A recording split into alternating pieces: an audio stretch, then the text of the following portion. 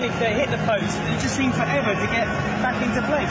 Well, it was a good opportunity for West Ham. That was probably the first opportunity they had in the game, and then they switch off and turn the ball over. And from then on, they don't react quick enough. But I think you've got to give full credit to Juventus as well. You know, it is a hot day, but the last thing you want to do is to be chasing the ball all day like West Ham have had to do. Juventus have been excellent the way they've kept the ball. Okay, West Ham have switched off here. They've not got back in shape quick enough. But look at the movement of the Juventus. Great ball to the back post. You know, run from midfield. He arrived in the right time. Great forward run and a good finish. Dybala's had lots of space. Exactly, playing players out of position, especially at the back, tends to cost you eventually. And already Sam Myron getting dragged out of position for the second goal. Winston Reid having to go across, and it has a knock-on effect. But it was all a bit too easy. I think they were a yard off defensively, all over the pitch, and I think maybe that could be to do with something in midweek. But when you've got the quality of Mandzukic and Dybala, and then one real ball of quality out. Yeah, at that stage it did look like it could be embarrassing. You could see 4 or 5 goals. Andy Carroll does fantastic.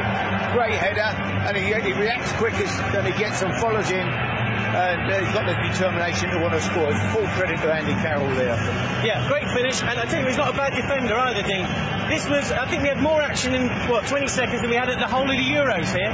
No, exactly. I mean, again, they're a yard off everywhere inside the box, which is very poor, and I'm sure Slaven Bilic will have something to say. But Andy Carroll does brilliantly to block on the line and then obviously hit the crossbar. But, you know, it was worrying in that first half defensively. I mean, Harry, do you take a lot of that as a manager in pre-season games or not? Yeah, I mean, the big problem you've got, I suppose, really, is that you're playing against... Here comes this ball in. Carroll's attacking it again! And he scores again, too! Juventus' defence could not cope with him. Carroll having a bit of a field day, and poor old Neto, who's come on to replace Buffon, first thing he has to do is pick it out the back of the net.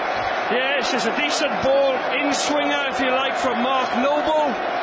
And Carroll gives his man a little shove, gets away with it, uses his strength. Benassia, he shoves away from him.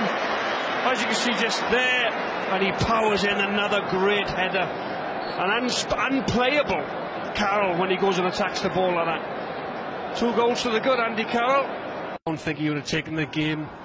You know, I don't think he's through. Is Zaza just break off for a moment? He can win it for Juventus, and maybe he has with that goal. Simone Zaza emphatically finish, and Juve lead 3-2 now. Yeah, West Ham defence. It's Zaza with the goal. West Ham defence just switch off for a minute. Zaza just runs off the back of James Collins. Oxford can't quite get there.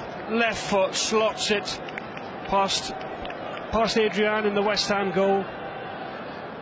Good finish. Never really looked like missing. Good strong left foot finish into the far left hand corner. Juventus took the lead. It was one ball beats all, wasn't it, really? Yeah, it was. It was a good run, very clever run.